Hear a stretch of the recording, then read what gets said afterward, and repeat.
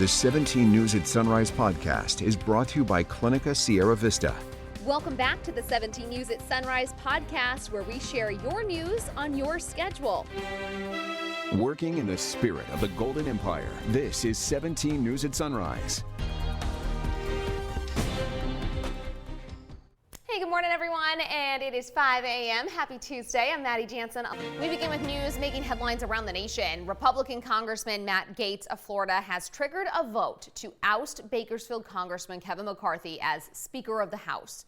Gaetz filed a resolution on the House floor late yesterday to force a vote to overthrow McCarthy from his speakership.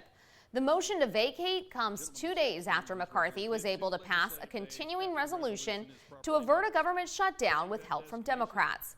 During the past 2 weeks, Gaetz has warned that he would try to oust the speaker if he did just that. Speaking to reporters on the steps of the Capitol, Gaetz predicted he has the votes to remove McCarthy, as long as Democrats don't make a move to save him. Well, I have enough Republicans where at this point next week, one of two things will happen. Kevin McCarthy won't be the Speaker of the House, or he'll be the Speaker of the House working at the pleasure of the Democrats. And I'm at peace with either result because the American people deserve to know who governs them. The House now has until tomorrow to vote on whether to keep McCarthy on as Speaker. With Speaker McCarthy being a Bakersfield native, the uncertainty of his speakership feels personal for some Kern residents. 17's Jenny Huh has that part of our coverage this morning. Well, I know he has his hands full. His hands full yet again days after narrowly avoiding a government shutdown. House Speaker Kevin McCarthy now must save the future of his gavel. I'm just going to focus on doing the work I'm supposed to do. So there are very few options to do. And in listening to everybody, they elected me to be Speaker, so I made a decision. I thought it was best to keep the government open. Born and raised in Bakersfield, McCarthy, as the Speaker, has been both the pride. Well, a lot of people really were happy about it. They love the recognition for Bakersfield. And now, source of anticipation locally. It could be a shame, and I'm born and raised here, and he represents here. For those who spoke with me off camera, some said losing the speakership would be embarrassing for McCarthy, and others said rather it be a sad thing for Congress. Hopefully he can learn from his mistakes and he can learn from this. He lined it up for himself to be in this situation, most definitely. Blue Dahlia Charles says McCarthy is divisive and more concerned with, quote, his wellness and saving face. I think for the older generation of people, it's definitely going to be, something that they're upset about. But I think the younger generation of people here are a lot more progressive and have different ideals, and I think we're not really proud of what he's doing for our communities.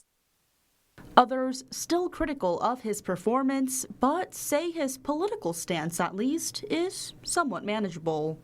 When I think of the alternatives who could speak for the House and the majority, I think Kevin's not a bad choice. I don't want to see a Jim Jordan or someone with more radical views to have that kind of say and power. Jenny Huh, 17 News. Meantime, California's newest senator will be sworn in today in Washington. Yesterday, Governor Newsom appointed LaFonza Butler to fill Dianne Feinstein's seat in the Senate. Feinstein, who held the seat for more than 3 decades, passed away last week at the age of 90. Her replacement, Butler, will be the first black lesbian in Congress in U.S. history. Governor Newsom is essentially able to make good on both of his promises. He said, I'm not going to pick somebody who's actively running in the race. He didn't want to put his thumb on the scale. And he also said, I'm going to pick a black woman. And he picked a black woman who is also at the forefront of issues he cares about gender equality, about reproductive choice. It's unclear if Butler will run for the seat next year. She'll be sworn in around noon by Vice President Kamala Harris. And we have an update this morning. A 14-year-old girl who was hit by a car last week has died. The girl was struck last Monday night as she was crossing Union Avenue. Police say the driver took off. The teen was rushed to the hospital, but she died days later. Meantime, we're getting a look at the suspect's car. It's described as a red hatchback with front end damage and a shattered windshield. If you know anything about this hit and run crash, you're urged to call Bakersfield Police at 327-7111. By our count, 43 people have been hit and killed on Kern County roadways so far this year. In other news breaking overnight out of South Bakersfield, a car somehow drove off the road, crashing into a fence. It happened just around 8 p.m. last night on East Panama Lane. No word yet from investigators on what led up to the crash or if anyone was hurt. The investigation continues into a rollover crash that claimed a man's life Sunday afternoon on Main Drain Road near Buttonwillow. The coroner has identified the man as 24-year-old Michael Leo Gonzalez. No word on what led up to the crash. If you're headed out to the Central Coast anytime in the next 6 weeks, prepare for a detour on Highway 46.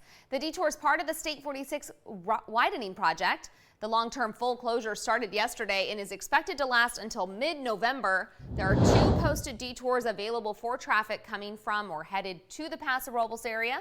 The northern detour will utilize Interstate 5 and State Route 41 around the closure area, and the southern detour will use the I-5, Laredo Highway, and State Route 33. Well, a viral social media trend has recently made its rounds to Kern County schools, and it's putting kids in danger. 17's Aaliyah Fitzgerald joins us with the story. Aaliyah? That's right. Scoville is the scale used to determine the spice factor of food. You might have heard of the one-chip challenge, where 2 million Scoville are packed inside one small chip. That chip is then eaten, and then the challenge is to go an extended amount of time without drinking anything. After a 14-year-old allegedly passed away from the challenge in Massachusetts, the chip has since been pulled from the shelves, but it hasn't taken long for local children to find something just as dangerous.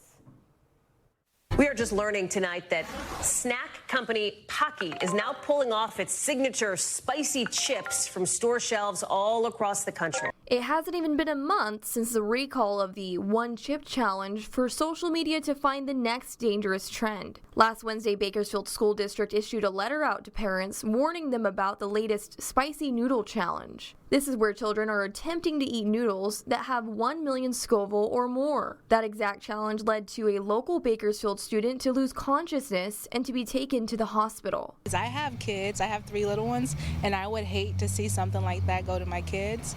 And like they're on social media, so they see it and they think it's cool and they want to do it. And I just think it's crazy. These challenges typically have the ingredient capsaicin contributing to the heat factor. Valley Children's pediatric gastroenterologist Dr. Joshua Warland tells 17 News, capsaicin can be directly irritating to the mouth and throat, causing nausea, vomiting, abdominal pain, and diarrhea. In high doses, capsaicin could cause even more serious side effects, including allergic reactions, chest pain, trouble breathing, and even heart attacks.